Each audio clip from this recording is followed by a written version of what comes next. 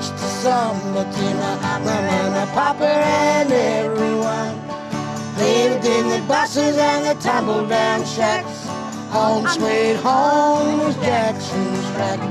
If only could I turn the time back, mix it with the lovers and the lumberjacks.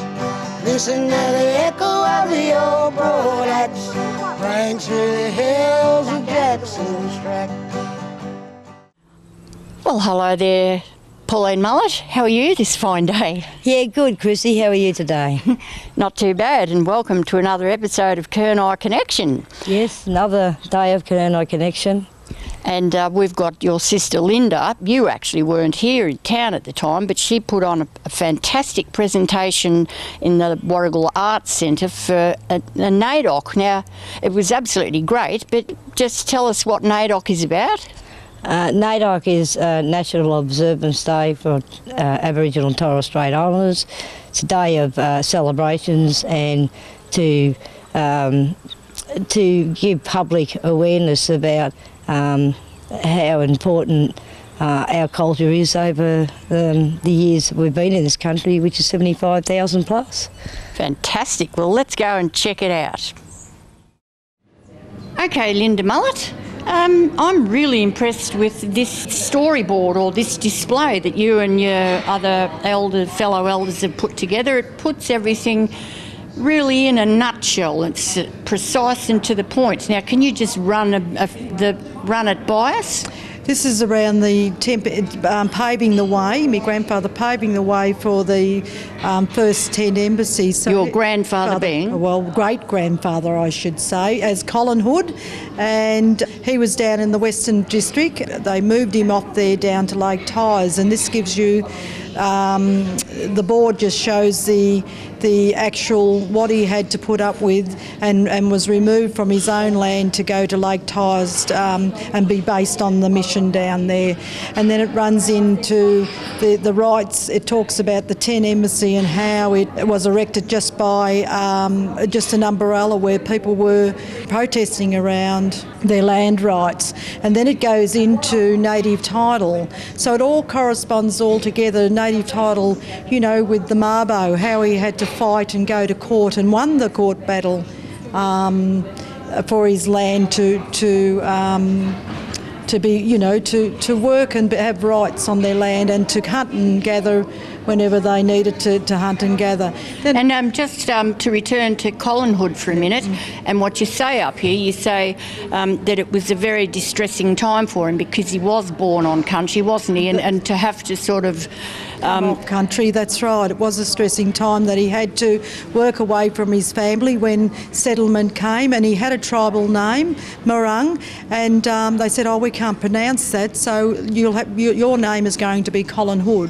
And it's a very good thing for the wider community to understand these kind of things because it's not a reality to people usually. Anyway, I interrupted you before, so continue. Okay. We've gone through the tent embassy and what that means. Yes, and so we went back into natal. I mean, they're all linked around land rights and how people showed that they weren't happy with the way things were happening in Australia with land rights and policies that were legislated around their rights to people which were hunters and gatherers before white people came here. So they were looking to, and the land is important to people. The land is around, it provides for us. There's a spiritual connection. It really gives us identity of who we are, and we're connected to the land. So the land rights all comes with the argument of why the land is significant to people, and this is part of that show why the protest was going on in Canberra back in the 1972 when the land rights were happening. And you've got some fantastic old photos there of people living in sort of tribal ways. That's right, and that gives you an indication of what was before white man had settled here. It just gives you an idea of how the clans and the were living back in those days, and that just gives you a bit of an overview of it. And then we go into the change of policy for Jackson Track, where they were forced off private property and brought into town. And there was an act of assimilation where we weren't allowed to mingle in mainstream, and that's why the missions were set up. Then there was a policy brought back in where we were, after the referendum, where they said that they want to bring us back into the community under the Act again, and that was the reversal of Jackson Track, and this is about the grieving process that was going on. I was very surprised to see around the other side of this board the fact that when you were removed from Jackson's Track, you weren't actually even allowed to walk the streets or be in shops. I've never heard that before. And that's certainly right. There's times when we were just in and out, and we weren't served in shops. And as a young girl in the 50s, 60s, was certainly 40s, 50s, and 60s. Certainly that's what it was like here in this area, where we've seen our old fellas go into town and they never come back, or they were told they had to be off the streets by 6 o'clock, and that's the reality of how it was back in those days. Fantastic storyboard that she's got going there. Now, I was rather surprised to learn from her that Aboriginal people weren't allowed to be really seen out on the streets in the 40s, 50s and 60s, and the 60s is that period of time when you were all thrown out of Jackson's Track and you were supposed to come into Druin and mingle with the community. That must have been a very strange time, a very difficult time for Aboriginal people. Yeah, it was around the period where assimilation for Aboriginal people, governments have no longer wanted us to live as fringe dwellers, and decided to move families into town, which broke up a lot of the community, the families, and it was a period where prior to all of that, it was a time where we weren't allowed to be seen in the town, and it was, I believe it was law that white people weren't allowed to mingle with the Indigenous people. So, yeah, it was assimilation. It was a time of assimilation. Crikey, don't like the thought of that situation at all. Well, we'll see you after the break. Welcome back to Kurnai Connections. To your right, back to Warrigal and Linda. Yes.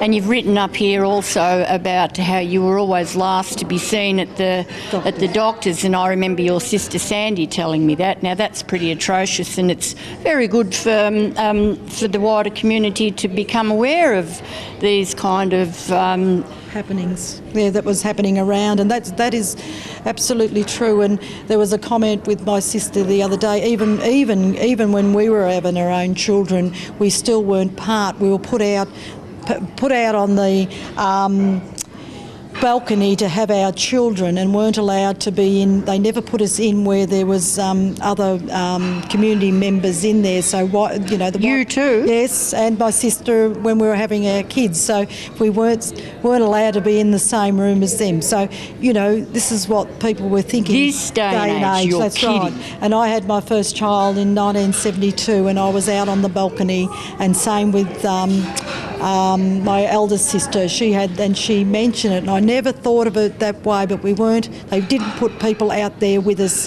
when we were having our children. So that sort of stuff was still happening back in those days, and it's a bit of a prompt of what the community was thinking. I don't know whether they were fearful of us or whether people didn't want to be involved with us, but certainly that's what happened when we were having our own children. So I empathise with Mum paving the way for us as our rights as human beings back then, and we're still having to work through some of those issues as well in this day and age around where we begin to get that recognition out there. We're still working towards breaking down barriers. Even in my job today, it's part and parcel of trying to get other people on board and to work together to move forward in this country to live to be part of a community, and it's very, very difficult. Yes, and it's not that long ago that you're actually taken off the Flora and Fauna Act. That's exactly right. And you're not in the Constitution yet? No, not at all. And that may come. What does that look like? Well, I'm not too sure. You know, if we're having, even today, living in a community here in Warragul, there is still times when you're still not, you don't belong, you're not accepted. People still have that stigma. They still, you know, they believe that, you know, there still is a little bit of racism that goes around even today and age with our young Koori people that are living here in Warragul and Druin, you know, where some of the shops are still watching and peering and not serving in the way that they should be serving. So that's coming through very strong with the community talk. But certainly that's one of the big issues. Well, fantastic, and today's a great breakthrough. I think there's been good crowds coming through, and your education is going very well, I think. Yeah, I think so, Chrissy. I think it's important that this showcase, it's looking at, it's knowledge. Knowledge is power. It will get people thinking and understanding what really did happen to Aboriginal people, because this is told by the Aboriginal people, some of these stories in this that's happened back then. So that's the importance of it all, that this is what really happened in those day and age. So I think it's important. And you're also very lucky because Darryl Tonkin was your father and he owned Jackson's Track along with his brother. You're right in there, aren't you? That's right. And, you know, the stories that he had told and they bring back memories when you're reading the book. Oh, that's why that was. Or, you know, and they really protected us from the broader community, and we still couldn't understand. And, you know, as a young girl starting school, I couldn't understand why the big worry or the big concerns around the skin colour, they didn't accept us then. So the battle, the day one when you come into the broader community, there was a battle trying to work through these children or their, you know, the parents' children around the colour of your skin and the acceptance. And it was a bit of an eye-opening for me to think that people could be so scrutinise against your skin colour. Okay, well, let's hope that NAIDOC Week leaves the broader community far more aware. And that's for sure, and I think this is the great showcase and the Arts Centre allowing us and building the relationship and working together as partners to develop this. So we're very lucky that it's showcased in a place where people are coming through and getting the knowledge and showcasing the arts and what really celebrating our people as the inspiration of where we've got to today. Great, thanks, Linda. Thanks, Chrissy. Well done.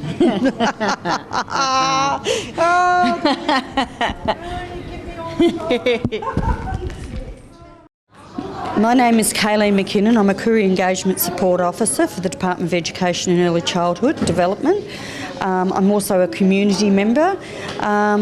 The display that's here today is from one of our local kindergartens in Bunyip, and the display is a bit about reconciliation, but also it talks about the bark petition stuff, and it's a representation of that from the children at the kindergarten. And I went and did a visit to the centre and talked to them about how the children could get an understanding about what the bark petition was about. So I talked to the teachers about how they can include some of the activities through their program, and they can continue on with doing more of the good work that they've done. I'm a Kurnai clan member from the Northern Territory, but I've lived in the Baw Baw Shire all my life, and I have a great connection with the Kurnai people, and I do work in a lot of conjunction with those members from this community, and the work that we've done here today has been a huge asset to our community, and we promote our culture and our identity, and it's been a terrific experience that we've been able to, an opportunity to do this. So thank you. Nice to see that dear little presentation from a local primary school, wasn't it? Yes, it was. Kayleen's done a marvellous job interacting with the schools and its activities. Fantastic. And now I was extremely surprised to hear from Linda that your mother wasn't even allowed to be in the maternity ward in the local hospital to have you babies. Now, that's a new one on me. And Linda says that she had to have her babies out on the balcony as well. Yeah, it's a true factor. The West Gippsland Hospital, most women were put out on the balcony. The old hospital, that is. I'm not sure if it was a policy of the hospital. I'm not sure what it was. But yeah, a lot of women have had their babies out on the balcony. They weren't put in with the other mothers that have had babies as well in the hospital. So yeah, it was a story that Mum had said, and we've also had the same problem when we were there. So yes, okay, hard one to swallow, that one. We'll see you after the break. Welcome back to Kurnai Connection, and we've got a very interesting guest coming up, haven't we? Yes, we do. Murray Austin. Absolutely, Murray, and he's reminiscing about early days spent out at Jackson's Track. Yeah, well, I'm Murray Austin, and I was born and bred here, and I loved it here when I was a kid, and I wish I was able to move back here. Yeah, and as I remember living in the hut, we were living in a tin hut. It was comfortable. We had a fireplace. Our candlelight was dirt with a bit of blanket and fat in it, in the dirt, and that was our candlelight. I remember one night in the hut where there was a bed there, and one of the brothers was jumping on it, and he jumped over too far and went over the end and cut all his nose. And my mum had to run him up to the neighbours who helped us get him to the hospital. Living in it was, yes, comfortable. We even had a billy goat there, living there, and it had come inside too, and all us kids had scrambled to get outside because it smelt that much. But anyway, my father ended up having to shoot it because it got a bit too rough with us children. Well, out in the bark hut, it was cool, wasn't too hot. Always had something there water to cool us down when we needed it. And night time, well, Mum would cook something up, maybe if it was a rabbit or a bit of wallaby, and make a damper, and we'd all enjoy it and go to sleep. But here was peaceful. You had things to do. Even as kids, we'd even have a game of marbles. And we'd run around the bush all the time here and shake all the possums out of the tree. If you got caught, you got bit. And when we used to walk up to the store from where we lived down this way to Jindervik, on the way back there'd be goannas in the trees, and we'd pick up stones and try to knock them down. But if they fell, well, I think we wouldn't pick them up because we were windy of them. Well, I was anyway. Yeah, we'd go on to school. We'd take our lunch with us, and we'd look to Waggett. There was tea trees over the road, so we had a good view if anybody was coming. So we'd look up the road and we'd see somebody coming, Uncle Martin Wilson or somebody. So we'd back over the tea trees and just sit there quiet and just watch them walk past. And we'd cut back over the paddock towards the school and see what time the school was getting out, and when we'd see all the other kids leaving, that's when we'd start walking home. Yeah, on the way to school, we'd leave about 7 o'clock in the morning and walk over the riddle. It was full of tea trees. We'd just walk through the bush, get up to DA's, have breakfast and then go to school. And on the way home, call in there, have tea. He'd have something to eat on there for us, like a damper or a big pot of stew or something, a big goanna or whatever it was, or wallaby or something, rabbits, and we enjoyed it. And then one of the elders would walk us down to back across the Red Hill and back to our hut again. Yeah, I remember time at the school there, Labatish. First fight I think I saw was Lionel and another kid, and it was over bow and arrows we all made, and this lad grabbed Lionel's and wouldn't give it back, so that was the first fight I saw Lionel do. When we got to school, it was cold and we'd all line up for that nice cup of hot Milo, and it was lovely. It warmed us up. When I was staying here, when we were here, I remember when I was a kid, sitting outside the campfire going and had an old gramophone here. I could remember Slim Dusty or one of the old fellas on the gramophone. It was a wind-up one, and used to sit there and listen and enjoy. And after that, I got a bit old. I sort of got into listening to the older blokes with the guitars and that, and I learnt to pick it up and just do what they were doing. I was hunting around here, Jackson's Track. We used to, if we wanted something to eat, we'd go and get what we wanted, a wallaby, a rabbit or something. Going to DA's, we'd always have something to eat, and there was always something to do there. After leaving here, we went to Nearham South. I got on pretty well there with the white community there, and got into with some mates, and I went to their father's place, the farm, and he'd give me a job doing my own time, like cutting ferns or something like that. I went to school there, done a bit in high school, but after that I had to sort of help out the family, food and that, but I always came back to Jackson's Track, and that's where I got work. Darryl always had tin to be cut. Really, that's where he learnt me how to work on a sawmill. He wanted a load of timber. There's always someone there to help him cut. Or a load of pallets. Somebody'd be there to help him do it. But always something to do out here. A lot of hunting. We've done a lot of hunting. We even cleaned the bush out here at Jackson's Track. And it was all bush.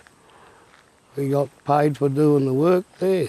And after work we'd grab a rifle or something, and if we wanted a feed, go out and get it and come back home, relax. Living out near in the south, we had to battle a bit, but I'd set my lines, go fishing, set my rabbit traps, go around in the morning. I always had something, and always got a fish, set the lines, going out in the morning and catch trout or eel or something like that, and we'd always have a feed. The elders were always there for us. My grandmother used to travel all the way from Warrnambool to come and visit us a weekend or a week or something, and then when it was time for them to go back, I'd always put my doona blanket in the car and I'd travel back up to Warrnambool with them. Looked after us. Yeah, we moved to Warrigal. We got on with people like it is in the towns. You get your ups and downs with the communities. But we got on all right. I was able to find some work there, Warrigal. Beautiful having the elders around. They always looked after you. Didn't matter what, they always looked after you. I loved it here as a kid. All us kids were happy. No trouble. The parents looked after us, and it was just one big happy family here, and I'd love to come back here again and live. Well, folks, that's it for Kurnai Connections for this season. That's right, and we certainly hope you've enjoyed it as much as we have. Keep your eyes and ears open, because we'll be back before too long with more from your Kurnai Connection. Civilization's moving along. Jackson's Track has long since gone. It's gonna live in my memory. Home for my mama and my papa and me. If only could I turn the time back, mix with the lovers and the lumberjacks. Listen to the echo of the old broad axe rang through the hills of Jackson's Track. That's it, folks, for this season's for Kurnai Nations. Kurnai Connections. I'll do that again. Do that again. Yeah, okay. Very good. Right, now just stay there because I want to...